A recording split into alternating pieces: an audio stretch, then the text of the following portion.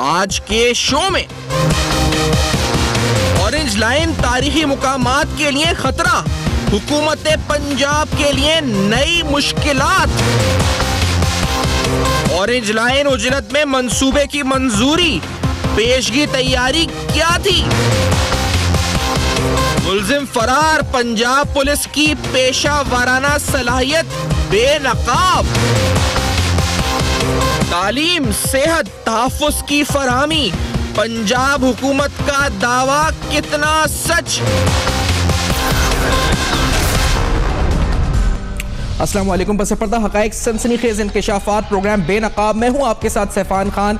Orange line मंसूबे के हवाले से कुछ इंपॉर्टेंट डिटेल्स प्रोग्राम में आपके साथ रखते चले। आप सब ये तो जानते हैं कि एक रिपोर्ट जो कि बाकायदा इंटेलिजेंट एक्सपर्ट्स जो इस फील्ड से इंटरनेशनल एक्सपर्ट्स ने बनाई, और उस रिपोर्ट के अंदर जो इन्वायरमेंटल एस्पेक्ट्स है इस प्रोजेक्ट के, उस हवाले से जो सुप्रीम कोर्ट के कमीशन के बाद रिपोर्ट मुरतब की गई 2 रुकनी कमीशन, उसने कहा जी कि इससे खतरा है लाहौर की आर्किटेक्चरल साइट्स को।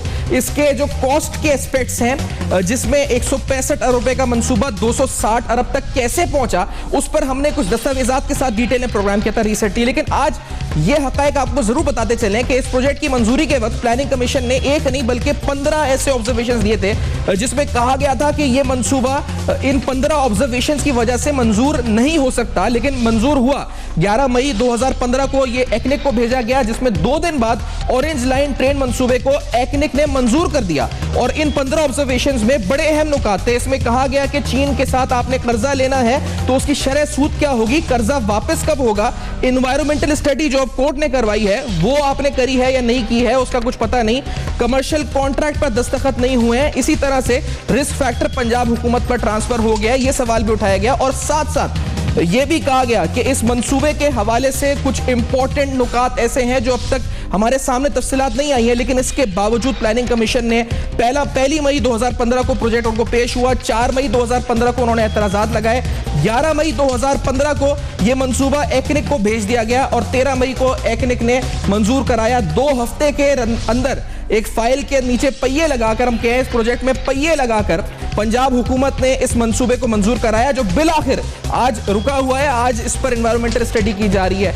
आज मैंने लाहौर में एक और मंजर भी देखा, और यह मंजर हमने देखा बाकायदा जब कोर्ट के अंदर एक मुल्जिम जिसकी जमानत खारिज हुई, वो वहां से जमानत खारिज होने के बाद पुलिस के सामने फरार हो गया। और ये हमने देखा कि पुलिस के सामने वो भाग गया, मफरूर हो गया, निकल गया, डकैती के इल्जाम में ये मुल्जिम था। फिर लाहौर में एक और मंजर देखा जहां पर एक खातून पेशेंट को जिना अस्पताल के अंदर लेकर आया गया लाहौर इमरजेंसी डिपार्टमेंट में, लेकिन लाया स्ट्रेचर पर नहीं गया बल्कि हाथों से उठाकर चादर में डालकर पेशेंट को इमरजेंसी वार्ड तक पहुंचाया गया। ये सारी सूरत हाल पंजाब हुकूमत की नजर में यकीनी तौर पर होगी, लेकिन प्रोग्राम में हम सवाल उठाएंगे, हम फैक्ट्स पेश करेंगे और कुछ इंपॉर्टेंट डिटेल्स से बात भी करेंगे।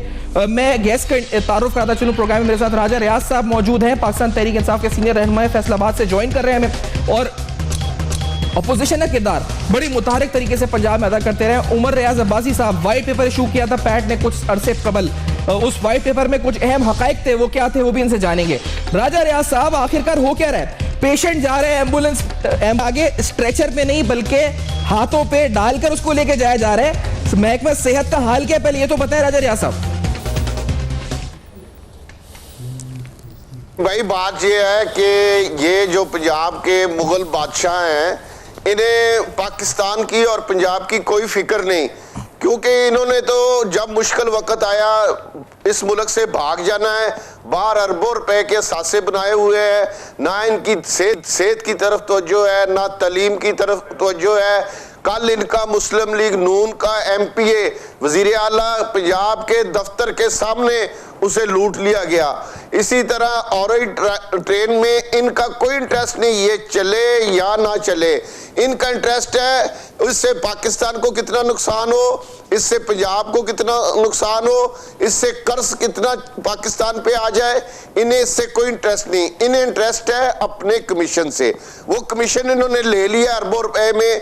अब ऑरेंज ट्रेन चले ना चले, चल के ये पंजाब और लाहौर का सत्यानाश हो जाए, उससे अवाम मरे, उससे अवाम की सेहत खराब हो, ये इनका चैप्टर नहीं है। ये आपका और मेरा इशू है, जिन्होंने इस मुल्क में रहना है और इस मुल्क पे कल जब अरबों रुपए के कर्जे होंगे जो इस आपको माजरत हो काट रहा हूं, लेकिन आप फैसलाबाद में मौजूद हैं। मैंने ये आपने इनामुल्लाह न्याजी साहब का वाकया बताया अमन ओमान पर, कल हमने डिटेल में प्रोग्राम किया था, लेकिन ये जरूर जान लूं आपसे फैसलाबाद में क्या सूरत हाल है राजा रियाज साहब? क्या अमन ओमान की सूरत हाल बदतर है लाहौर से, लाहौर जैसी है, या आप समझते हैं बदतर है, ज्यादा बेहतर है, क्या है? कल सब्जी मंडी फैसलाबाद के लोगों ने हड़ताल की थी, वहां पे एक दिन में 5 डाके पड़े हैं। इसी तरह शहर में कुल बड़े छोटे नहीं बड़े 42 डाके कल फैसलाबाद शहर में पड़े हैं, जो आज अखबार में आए हैं। वो जो रिपोर्ट नहीं हुए, जिनकी FIR नहीं हुई, वो 100 की तादाद में है। तो फैसलाबाद शहर में इस वक्त आप सड़क पे नहीं जा सकते, देहातों की सारी सड़कों पे डाकुओं का कब्जा होता है, सिर्फ मेन रोड्स चल रही होती है और मेन रोड्स पे भी डकैती भी हो रही होती है, लोगों की पर्स भी छीने जा रहे होते हैं, मोबाइल भी छीने जा रहे होते हैं, रोड चल रही है, लोग ट्रैफिक सिग्नल पे खड़े होते हैं तो एक बंदा पिस्तौल लेके आता है सर, ये तो वजीर कानून का शहर है, मोबाइल छीन लेता है, वजीर कानून पंजाब का शहर है राजा रियाज साहब जी। यहाँ पे जो हकायक बता रहे हैं ये सर मुझे ये वजीर कानून पंजाब का शहर है राजा रियाज साहब, उधर कैसे हो सकता है सब कुछ? इसीलिए तो कानून यहाँ नहीं है कि वजीर कानून का शहर है, तो अगर यहाँ पे कानून हो तो ये तो वजीर कानून की बेइज्जती है। आप उसकी बेइज्जती तो ना करें, क्योंकि वजीर कानून तो खुद कल वो जंग में जिस जमात के साथ थे वो जीत गई, और जो जमात मुस्लिम लीग नून हार गई, वजीर कानून की जमात कल जंग में इलेक्शन जीती है और मुस्लिम लीग नून वहां पे हार गई है।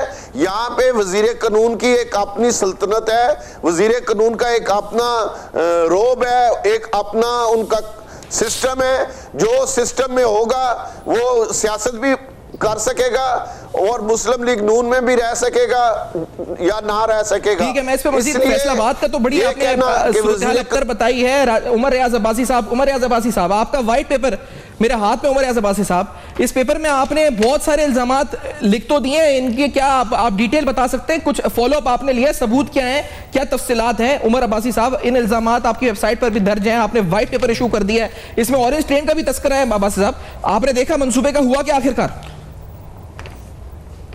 बिस्मिल्लाहिर्रहमानिर्रहीम। बहुत शुक्रिया सैफान भाई। सबसे पहले तो मैं मुबारकबाद पेश करता हूँ आपकी ज़रूरत को, आपकी अर्क रेज़ी को, कि जिस अंदाज से आप आवाम की फलाह बहबूद के मंसूबे जिन पे करप्शन हो रही है उसको एक्सपोज करके आज़ादी सहावत के बाब में एक नई तारीख़ रकम कर रहे हैं। जहाँ तक ताल्लुक़ है पंजाब में बैड गवर्नेंस का, आपने प्रूफ्स की बात की। देखें, पाकिस्तान अवामी तहरीक एक ऐसी सियासी जमात है कि जब भी हमने कोई वाइट पेपर शाया किया या टॉक शो में कोई बात की तो हमारा तरीक़ाकार है कि विदाउट डिसाइसिव प्रूफ हम कोई बात नहीं करते, इसलिए कि हमारी क़यादत कायद डॉक्टर ताहिरुल क़ादरी जब भी उन्होंने बात की विद ड्यू रेफरेंस की है, चूँकि वो एक मुहक्किक हैं, उनका रिसर्च से ताल्लुक़ है, तो हमारी सारी बातें रिसर्च बेस्ड होती हैं, उनका सियाको सबाक होता है, पस मंज़र होता है। जहाँ तक वाइट पेपर का ताल्लुक़ है, इसमें रेफरेंसेस हैं, बहुत सारे डॉक्यूमेंटेड प्रूफ्स हैं, लेकिन अफसोस सिर्फ इतना है, मैं आपकी बात से उसी को प्रोलॉन्ग करूँगा कि आपके पास जितने डॉक्यूमेंट्स हों, आप ज़ाहिर है न जज खरीद सकते हैं, आपने तो वकील करना है। अब तो बड़ा सिंपल सा फार्मूला है कि अदालतों के अंदर भी जज खरीदे जा सकते हैं। सर ये बस मैं अदालत पे, बस प्लीज मैं इधर आपको रोकूंगा इस कमेंट पे। मैं अदालतों का एहतराम करते हुए प्रोग्राम को आगे बढ़ाते हैं। बासी साहब, पंजाब हुकूमत की कारकर्दगी पर जो आपने इसमें नुकात लिखे हैं वो क्या है सर, ये बताएं मुझे। बासी साहब, बिल्कुल आपने क्या इसमें लिखा है? देखिए, मैं व्हाइट पेपर मैं तो नहीं पढ़ रहा क्योंकि आपका अपना पेपर है, मुझे बताएं इसमें आपने क्या लिखा है, आखिरकार ऐसा क्या है जिससे लोगों की आंखें खुल जाए, इसमें ऐसा क्या पॉइंट लिखा हुआ है उमर रियाज साहब? सबसे बड़ा पॉइंट ये है कि एशिया पैसिफिक स्टडी सेंटर की रिपोर्ट साल 2014-15 और एमनेस्टी इंटरनेशनल की रिपोर्ट, इवेलुएशन जो हमारी पाकिस्तान की मुख्तलिफ यूनिवर्सिटीज़ में गवर्नेंस के इशू पे जो PhD स्कॉलर ने किया होता है, ये एक नया पॉइंट दे रहा हूँ, उसमें बैड गवर्नेंस में पंजाब पहले नंबर पे है। वो क्यों कि शरह डकैती की, राहजनी की, चोरी की, कत्ल की, हरासमेंट की, सेक्स असॉल्ट के सबसे ज्यादा केसेस पंजाब में सामने आ रहे हैं। नंबर 1, ये मैं नहीं कह रहा, एमनेस्टी का गला जाके कोई पकड़ ले, जो एशिया पैसिफिक स्टडी सेंटर है जिनका दिन रात रिसर्च बेस्ड यही काम होता है, वो लोग ये कर रहे हैं। दूसरा, उन्होंने कहा है कि ये घोस्ट प्रोजेक्ट्स हैं। ये नाजरीन के लिए बहुत बड़ा एक मैसेज दे रहा हूं कि ये ऑरेंज ट्रेन मंसूबा, ये जितने बड़े बड़े सस्ती रोटी मंसूबा था, दानिश स्कूल बंद हो गए, ये सारे का सारा ये जो कंस्ट्रक्शन हो रही है इसमें ऑरेंज ट्रेन में, ये सब घोस्ट मंसूबे किस तरह कह सकते हैं बाबा साहब? ये तो कंस्ट्रक्शन हो रही है, बात आगे की कंस्ट्रक्शन नहीं हो रही है, आंखों का आईवॉश हो रहा है, क्या हो रहा है? कर्जे लेके जी मैं बताता हूं, आईएमएफ से कर्जे लेके फैब्रिकेटेड मंसूबे इस नई नस्ल के हर फर्द पे 50-50 हजार रुपए कर्जा चढ़ा के ये मंसूबे रखे जा रहे हैं। यही वजह है कि जब आप कर्ज इंटरेस्ट के साथ वापस नहीं करते तो आप मोटरवे गिरवी रखनी पड़ती है, रेडियो पाकिस्तान गिरवी रखना पड़ता है। तो कौम सुन ले कि उनके टैक्स की कमाई इनके महल्लात पे खर्च हो रही है और अवामी मंसूबे आईएमएफ के कर्जे से जो है वो इंस्टॉल हो रहे हैं। है घोस्ट मंसूबा। Have to take a break Abbasi साहब, मैं ब्रेक के बाद आपकी बात कंटिन्यू रखूंगा। राजा रियाज साहब भी साथ हैं और हम इंडिपेंडेंट तजिया भी प्रोग्राम में शामिल कर रहे हैं के बाद, और कुछ इंपॉर्टेंट नुकात, इंपॉर्टेंट डिटेल्स बेनकाब, क्योंकि मंसूबे के दस्तखत नहीं थे, ऑरेंज ट्रेन जब शुरू किया गया, एनवायरमेंटल स्टडी नहीं थी, उसके इंपैक्ट की असेसमेंट नहीं थी, तो मंसूबा आखिरकार शुरू कैसे हुआ और क्यों हुआ, किसने पहिए लगाए मंसूबे पर, और 165 अरब का मंसूबा इतने अरबों तक कैसे पहुंच गया, साथ साथ कुछ और डिटेल्स सेहत और अमन अमान के हवाले से आफ्टर दिस ब्रेक देखते रहेगा अब तक।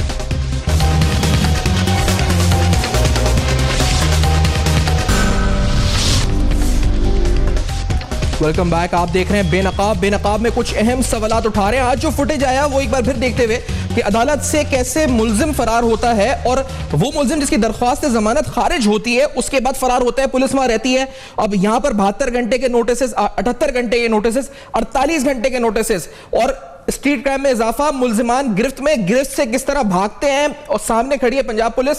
हम पुलिस की कुर्बानियों को जो सैल्यूट करते हैं, जो शहादतें पूरे पाकिस्तान में पुलिस करती है, लेकिन ये जिस तरह के वाकयात हैं, ये गवर्नेंस लूप होल की खुलकर निशानदही करते हैं। राजा रियाज साहब, ये क्या हो क्या रहा है अमन अमान के लिहाज से? आपने इनामुल्लाह नियाजी का तस्करा किया, अभी एक बंदा अदालत से फरार हो रहा है, सामने खड़ी है पुलिस, क्या हो क्या रहा है आखिरकार? ये जी यकीनन वजीर आला पंजाब की लाडली पुलिस ने पैसे ले लिए होंगे उससे, और उससे पहले मुआहदा होगा कि अगर आपकी जमानत कैंसिल होगी तो इतने पैसे दे दो और आप भाग जाना, हम नहीं पकड़ेंगे। ये कोई एक वाकया नहीं होता पंजाब के अंदर, ये हजारों वाकयात अदालतों में देखने में आते हैं कि मुल्ज़म जमानत होने के बाद भाग जाते हैं, क्योंकि उन्होंने डील की होती है पुलिस के साथ। अच्छा। तो ये लाडले वजीर आला जो हैं, माशाल्लाह इनकी ये लाडली पुलिस जो है, ये सिर्फ इनकी हिफाजत के लिए है। 3600 मुलाजमीन जो हैं वो सिर्फ रायविंड की हिफाजत करते हैं, और ये पुलिस जो है ये इन्होंने इसको जाती अपनी प्राइवेट फोर्स बनाया हुआ है, सिर्फ अपने सियासी इंतकाम के लिए और अपने मकासद के लिए। ये वो काम इस पुलिस से नहीं ले रहे जो पंजाब के अवाम की बेहतरी के लिए हो, जो डाकुओं को ख़त्म करने के लिए हो। छोटू गैंग को ख़त्म करने के लिए तो फौज को आना पड़ा। एक ये कहते हैं कि यहाँ पे रेंजर की ज़रूरत नहीं, तो छोटू गैंग इस पुलिस ने खत्म क्यों नहीं किया, उसे पकड़ा क्यों नहीं? उसको पकड़ने के लिए फौज को आना पड़ा। राजा साहब, ये मनाजिर से मतलब आपके लिए नए नहीं है। राजा साहब, ये मनाजिर आपके लिए नए नहीं है, लेकिन ये मनाजिर क्या नए हैं जो सेहत के हम देख रहे हैं कि वहां पर स्ट्रेचर नहीं है, खातून को चादर में डालकर अंदर इमरजेंसी डिपार्टमेंट में लेके जाया जा रहा है। राजा रियाज साहब, was this new to you? आप सरप्राइज हुए? आपको लगता है ये भी होता रहता है यहाँ पे? जिन अस्पताल, सेंट्रल मेन अस्पताल के अंदर स्ट्रेचर अवेलेबल नहीं है, इमरजेंसी के अंदर लेके जा रहे हैं पेशेंट को। आप इनकी ज़हनियत का अंदाज़ा इस बात से लगाएं कि चौधरी परवेज़ इलाही साहब ने 1122 का एक ऐसा बेहतरीन सिस्टम मुतारफ कराया था, उसको इन्होंने तबाह कर दिया। उसको गाड़ियां नहीं लेके देते, सिर्फ उसमें कसूर उस सिस्टम में ये है कि वो चौधरी परवेज़ इलाही साहब ने मुतारफ कराया था। देखिए, अगर एक अच्छा सिस्टम उन्होंने लेके आए थे, इन्हें चाहिए था उसे कंटिन्यू करें, उसमें और फंडिंग करें, उसको और बेहतर करें। आज वज़ीर आला साहब को मैं कहता हूँ कि शर्म से उन्हें मर जाना चाहिए कि इस तरह स्ट्रेचर नहीं है, 1122 की गाड़ी नहीं है, लोग हाथों में उठा के मरीजों को अस्पताल लेके आ रहे हैं। एक बेड पे तीन मरीज हैं, दवाई कोई नहीं है, दवाई बाहर जो ठेकेदार है और जो दवाइयां बेचने वाले दुकानदार हैं और डॉक्टर, उनका सबका गठजोड़ है। किसी को पंजाब के अंदर मैं दावे से कह रहा हूं कि अब दवाई मुफ्त नहीं मिल रही, वो सारा पैसा खाया जा रहा है, वो ऊपर तक खाया जा रहा है, वो वज़ीर आला और वजीरों तक जा रहा है और किसी को दवाई नहीं मिल रही मुफ्त। तलीम का ये हाल है कि दानिश स्कूल बंद हो गए, जो जिद में करोड़ों अरबों रुपए पंजाब के अवाम के ज़ाया किए गए। इसी तरह आप देख लें कि यहाँ पे अभी तक वो स्कूल पंजाब के अंदर है जहाँ पे बच्चे दरख्तों के नीचे क्लास अटेंड करते हैं, ना कमरा है, ना वॉशरूम है, ना चार दीवारी है। तो ये गुड गवर्नेंस का ये सिर्फ एक इश्तिहार आप देख लें, कल सुबह अखबार देखिएगा, उनमें करोड़ों रुपए के इश्तिहार छपे होंगे कि पंजाब के अंदर इस वक्त दूध की नहरें चल रही हैं, कोई आदमी भूखा नहीं है, कोई ऐसा मरीज नहीं जिसको दवाई ना मिल रही हो, हर मरीज के लिए बेहतरीन दवाई भी है, बेड भी है। ये सिर्फ इश्तिहारों की हद तक है। अमली तौर पे वजीर आला पंजाब और वजीर आज़म पाकिस्तान बुरी तरह तारिक पीरज़ादा साहब को भी मैं खुशामदीद कह दूं प्रोग्राम में। करप्शन मैं आपको यहाँ पे बता दूं, तारिक पीरज़ादा साहब भी सीनियर तर्जुमानिगार प्रोग्राम में इस्लामाबाद से हमें ज्वाइन कर चुके हैं। तारिक साहब welcome to the show. Sir आपके इस तरफ स्टेट आते हुए सर आपने ऑरेंज ट्रेन का सुना, ऑरेंज लाइन का सुना यकीनी तौर पर, उसकी एनवायरमेंटल स्टडी हुए बगैर प्रोजेक्ट किस तरह लॉन्च हुआ 165 अरब रुपए का, और आज जो हम कुछ दस्तावेजात भी दिखा रहे हैं उनके अंदर प्लानिंग कमीशन ने जो एतराजात इस पर लगाए थे, किस तरह 13 या 14 दिन के अंदर ये मंसूबा प्लानिंग कमीशन ने एतराजात के बावजूद एक्निक को भिजवाया और एक्निक ने 2 दिन के अंदर, जो वैसे 8 से 10 माह के अंदर किसी मंसूबे को मंजूर करती है, उसने इसको 2 दिन के अंदर मंजूर कर दिया। उस पर बड़े एतराजात थे, उनके अंदर एक एतराज यह था कि ये एनवायरमेंटल स्टडी लाहौर की आर्किटेक्चरल हेरिटेज को देखा जाए, और आज हमने देखा कि वो रिपोर्ट जो इंटरनेशनल एक्सपर्ट्स ने बना के कोर्ट में सबमिट करी, उसमें कहा गया कि इससे हेरिटेज को खतरा है। तारिक पीरज़ादा साहब, आखिरकार ये 165 अरब रुपए से 260 अरब का हुआ, और आज ये इस बात सामने आ गई कि इससे खतरा है लाहौर के आर्किटेक्चर हेरिटेज को। ये हुआ कि आवाम के पैसों के साथ आखिर हो क्या रहा है? बगैर मंसूबाबंदी प्रोजेक्ट लॉन्च हो जाते हैं, तशहीर हो जाती है, कुछ होता नहीं है। देखिए जो अहम तरीन बात है वो ये है कि इनके इतने अदवार गुजर चुके हैं, इतनी हुकूमतें ये पंजाब में 20 साल से कर रहे हैं ये नून लीग वाले, लेकिन सूरत हाल ये है कि जब भी ये हुकूमत में आते हैं इनकी पॉलिसी में तब्दीली नहीं आती। ये जब आते हैं हर मंसूबे की कीमत जो है वो दुगनी हो जाती है। इस्लामाबाद एयरपोर्ट 47 अरब रुपए, इनके आने के बाद 87 अरब, नीलम जेलम उसकी कीमत में दुगने का इजाफा, नंदीपुर उसकी 33 या 35 अरब रुपए कुल थी, वो 65 का हुआ, अब उसे गैस पर ले जाने के लिए 30 अरब और उसमें डाल रहे हैं, उसकी तो तकरीबन 200% का इजाफा किया। करप्शन जो है वो इन लोगों की जड़ में बैठी हुई है और नहीं रह सकते। फर्क एक है, दुनिया के और मुल्कों में भी करप्शन होती है लेकिन वहां काम भी होता है, यहां सिर्फ करप्शन है और काम नहीं है। आपने देखा लाहौर के तारीखी मकामात, कभी आपका इत्तेफाक में लाहौर किसी या पंजाब में किसी अस्पताल जाने का, तारिक पीरज़ादा साहब आप कभी गए अस्पताल में इलाज कराने? जी बिल्कुल, लेके मैं आ रहा हूं जी। मैं से पूछ रहा हूं, ये हाइप ज्यादा है या एग्जैजरेट ज्यादा किया जा रहा है, या वाकई में सूरत हाल यही है जो मनाजिर हम देख रहे हैं, जो रिपोर्ट हो रहे हैं? बिल्कुल यही है जो लोग बता रहे हैं। तारिक साहब आप गए? जी मैं बताता हूं आपको, मेरा लाहौर में एक अरसे तक क़याम रहा, लॉ स्कूल में मैंने पढ़ाई भी की हुई है। लाहौर के अस्पतालों का यह हाल है कि अभी बिल्कुल दुरुस्त राय रियाज साहब ने कहा कि दवाई और डॉक्टर दोनों जो हैं वो नायाब हैं, कहीं कोई हड़ताल पर है या दवाई मौजूद नहीं है। एक बात, दूसरी बात आप देखें, अमन व अमान की सूरत हाल ये है कि गुजरांवाला में जो डाका पड़ा है बैंक में, पहले ये इल्ज़ाम हुआ करता था कि चौकीदार शामिल हो गया, गार्ड शामिल हो गया, अब पूरे के पूरे बैंक का अमला उसमें शामिल है। उसके अलावा आप देखें कि इनकी हुकूमत का यह हाल है नून लीग की कि इन्होंने एक तकरीबन अपाहज शख्स को, जो इसकी उम्र 80 साल के करीब थी, उसको सिंध का गवर्नर लगा दिया।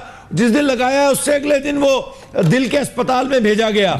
इनका हाल ये है कि 2.5 करोड़ बच्चे स्कूल नहीं जा सकते इस सूबे में। तो ये गवर्नेंस है इनको तो फौरन इस्तीफा दे देना चाहिए। ठीक है, करप्शन के इल्जामात पर भी आपकी तरफ आते और हुए अदम अहलियत की बुनियाद पर भी। ठीक है उमर अब्बासी साहब, आपकी तरफ व्हाइट पेपर के अलावा आपका तो एक अहम मसला जो मॉडल टाउन के लवाहिकीन और उनके शौदा के नहीं आप आवाज उठा रहे हैं पंजाब हुकूमत के खिलाफ। सर, ये इंसाफ दिलाने के लिहाज से क्या ट्रैक रिकॉर्ड आप देखते हैं पंजाब गवर्नमेंट का?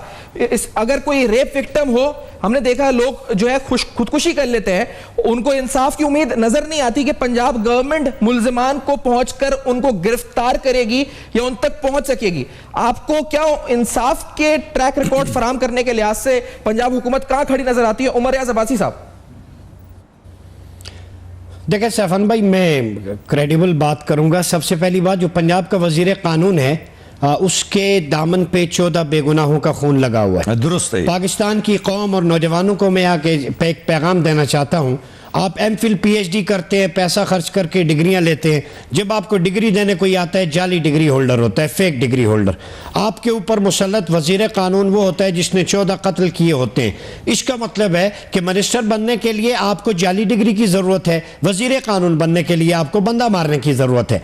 आप यूथ को क्या लेसन दे रहे हैं? आपका वजीर कानून उसके दहशत गर्दों के साथ मरासिम में नेक्सस है। आप मुझे बोलने दीजिएगा, ये कलदम जमातों के साथ डाले पे बैठ के कैंपेन चलाता रहा। मुझे बताएं, पिछले दिनों मरी में दाइश का एक कमांडर मारा गया, इसानुल हक सत्ती। वो भारकों में रहता है, उसके वालिदैन वहां रहते हैं। वो नौजवानों की ब्रेन वॉशिंग करता रहा है। मरी में 4 दरगाहों की प्लानिंग वो करता रहा। उसका नेटवर्क इस्लामाबाद में जो कलदम तंजीमें हैं जिनके साथ है, वो PMLN का वोट बैंक है। मैं अब बहुत सारी चीजें आपसे ऑन कैमरा शेयर नहीं कर सकता, मैंने भी घर जाना है। लोग यहां से जितना जजों से डरते हैं उतना अल्लाह से डर। या आपके अंदर शहबाज शरीफ, राना सनाउल्लाह उर्फ मरवान बिन हकम, ये वो लोग हैं जो लोगों के कातिल हैं। आपने डेयरी तक की मसनूआत हमजा शहबाज को दे दी। आपने लाइफ स्टॉक पंजाब का तबाह करके रख दिया। आपने दानी सुकूत तबाह करके रख दी। दरख्तों के नीचे क्लासें हो रही हैं, जहां जानवर बैठते हैं वहां क्लासें हो रही हैं। ये मैं नहीं कह रहा, कैमरा लेके चले जाएं। यहां पीने का पानी साफ नहीं मिल रहा। मैं कसम उठा के कहता हूं आपको, मैं परसों पाकिस्तान का सबसे अच्छा हॉस्पिटल पिम्स इस्लामाबाद में गया। आप सोच नहीं सकते, वहां कैलपोल बुखार का शरबत मिलता है सॉरी, इंजेक्शन से लेके आपके। अब आप पानी पिए, मैं ब्रेक लेता हूं। आप पानी पिए, आप पानी पीते, मैं ब्रेक लेता हूं। देर में ब्रेक के बाद आते हैं। और साहब अपना एक्सपीरियंस बता रहे हैं, तारिक फिजा साहब ने अपना एक्सपीरियंस बताया। पर इंपॉर्टेंट बातें होनी है लॉ एंड ऑर्डर के हवाले से, कानून के हवाले से, लॉ एंड ऑर्डर के हवाले से। बिलखुसूस जो रिसेंट वाकयात हुए हैं, कुछ अहम जो इस वक्त मर्डर केसेस हैं, और एक नहीं 43 मर्डर केसेस 40 से 50 दिन के अंदर हैं। उन केसेस की इन्वेस्टिगेशन कहां तक पहुंची, पंजाब हुकूमत ने क्या कार्रवाई करी, हम बेनकाब करेंगे इस ब्रेक के बाद।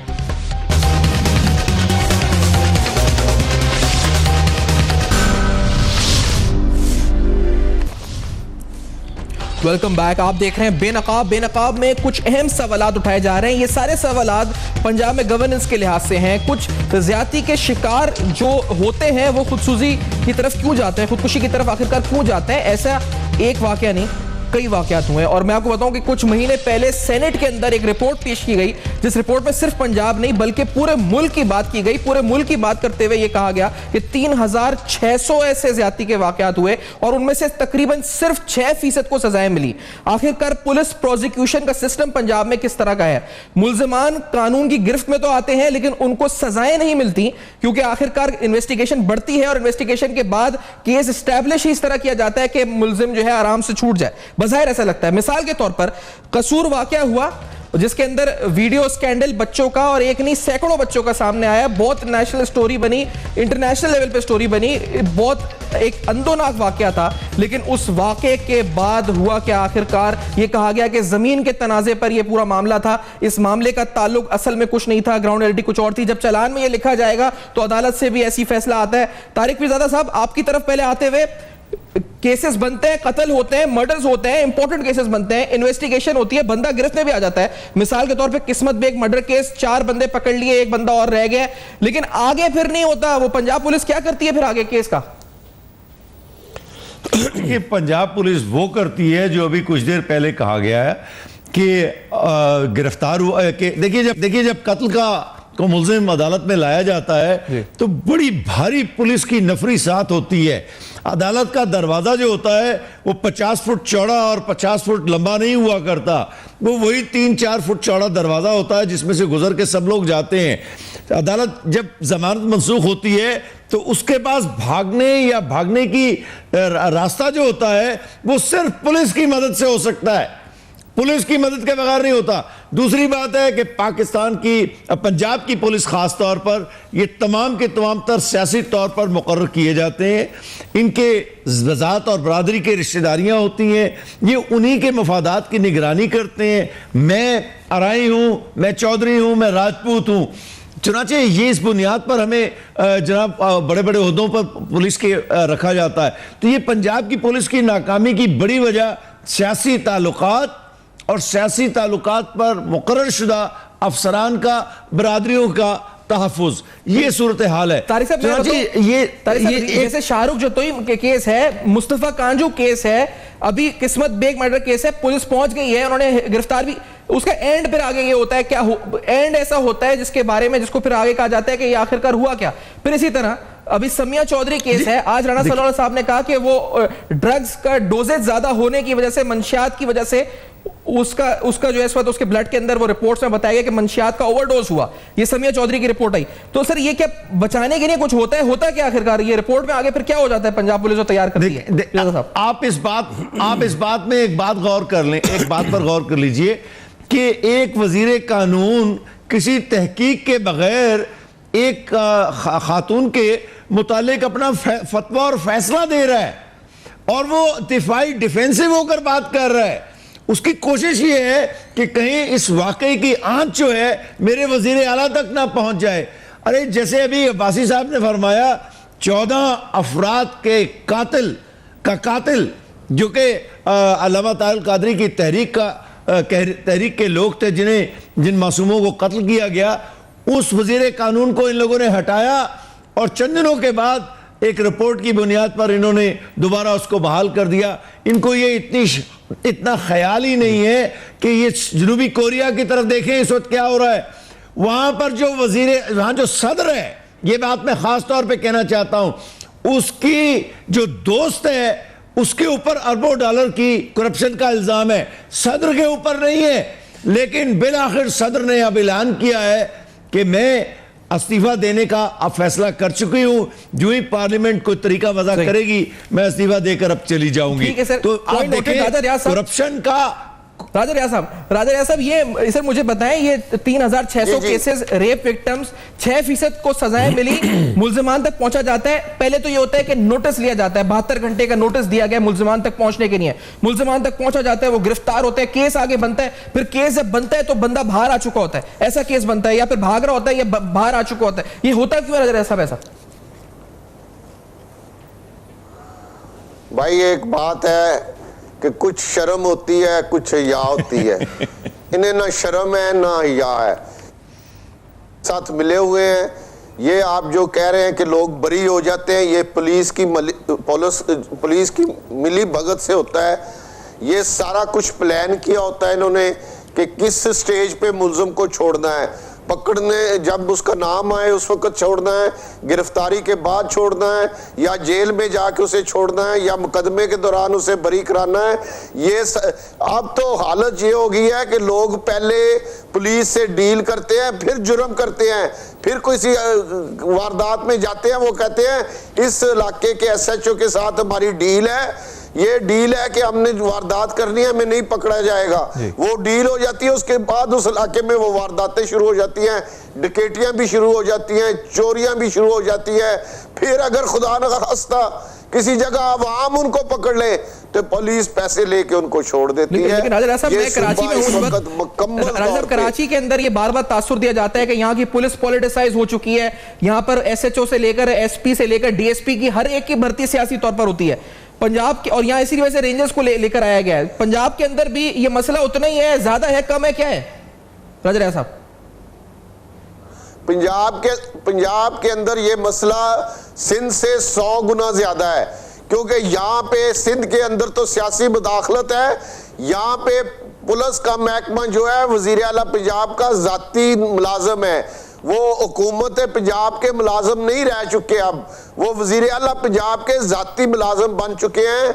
यहाँ पे SHO भी सिफारिश से लगता है, यहाँ पे DSP भी, SP भी, तमाम यहाँ पे कोई मेरिट नहीं है। यहाँ पे सिर्फ एक मेरिट है कि आपके पास पैसा होना चाहिए या मजबूत सिफारिश होनी चाहिए, और आप जब किसी इलाके में लग जाएं तो वहाँ के आप किंग हैं, और आपकी निगरानी में चोर आएंगे, डाकू आएंगे, पर्स छीनने वाले आएंगे, मोबाइल छीनने वाले आएंगे, वो पहले SHO साहब या DSP साहब से डील करेंगे कि आपने आपके इलाके में वारदात करनी है, हमें पकड़ा ना जाए। उसके बाद आप देखेंगे हर तरफ वारदातें आपको नजर आनी शुरू हो जाएगी, चोरी हो रही होगी, डकैती हो रही है। मैं पंजाब के अस्पतालों पे उमर अब्बास साहब आपकी तरफ आते हुए ये फोटो देखते हुए, जब जहां पर दीवार पे लिखा हुआ है कि अगर स्ट्रक्चर को हाथ लगाए तो दीवार गिर सकती है, मुनहदम हो सकती है अस्पताल की, और अस्पताल के अंदर जैसा मैंने कहा स्ट्रेचर तो बाहर होता है, अंदर CT scan machine, MRI machine, cardiologist, उसकी अवेलेबिलिटी पर यंग डॉक्टर्स एहतजाज कर रहे हैं। तो और कई प्रोजेक्ट्स मंसूबे जो लाहौर पंजाब के अंदर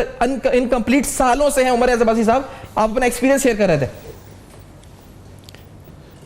देखिए, पंजाब का एक बहुत बड़ा सियाहती मकाम मरी है, जिस इलाके से मैं ताल्लुक़ रखता हूँ। 2 स्टोरीज आज मैं बताना चाहता हूँ, और मैं दावे से कहता हूँ अनचैलेंजेबल। कोई अगर इनमें से एक बात भी गलत साबित हुई, ऑन कैमरा कोई मेरा गिरबान पकड़ के मुझे सड़कों पे घसीटे। मरी में 200 बिस्तरों का हॉस्पिटल शहबाज शरीफ साहब ने, मियाँ साहब ने इफ्तिताह किया, तख्ती लगाई पिछले इलेक्शन से पहले। जब देखा कि यहाँ पे कोई काम नहीं हो रहा, वहाँ की मुकामी क़यादत ने अब तख्ती भी उतार दी है। जब मीडिया ने हाईलाइट किया, वहाँ पे यूनिवर्सिटी अनाउंस हुई, 2 साल हो गए यूनिवर्सिटी के लिए खरीदी गई ज़मीन, अब वहाँ के बाअसर नून लीग के सियासी लोग प्लॉटिंग करके उसको बेच रहे हैं। मंसूबे आपने आवाम को इलेक्शन से पहले सब्ज बाग दिखाकर अनाउंस कर दिए। आज मरी में अगर कोई बंदा बीमार हो जाता है, सैफान भाई बड़ा इंपॉर्टेंट पॉइंट है, इस्लामाबाद पहुंचने से पहले वो रास्ते में भारत को उसकी डेथ हो जाती है।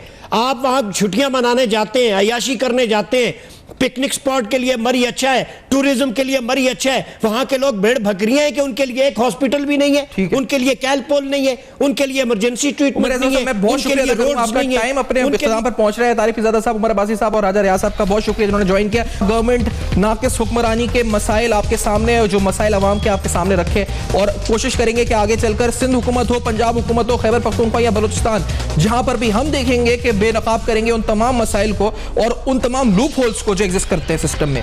फीडबैक फेसबुक, ईमेल्स और ट्विटर पर आप लिख सकते हैं। सैफान खान को प्रोग्राम से जा दीजिएगा। I am signing off. मिलेंगे आपसे पीर को। देखते रहिएगा अब तक।